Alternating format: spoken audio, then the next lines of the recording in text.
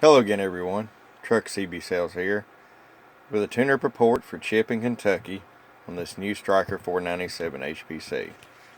Chip, we got it ready to go for you, man. No doubt about it. Ready to rock and roll. I'll show you what we got here. 5-watt slug, 5-watt carrier all the way down over to the 100-watt slug, 20 watts carrier.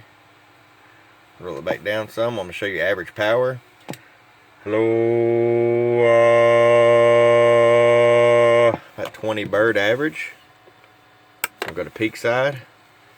Hello, 100 watts in the corner. I'm going to go 2x position, reading like a 200 watt scale now. Hello, got down. About 115 watts. Alright, Chip, it's ready to come to you, my friend. I appreciate it. From your friend Truck CBSales@gmail.com. Bump, bump.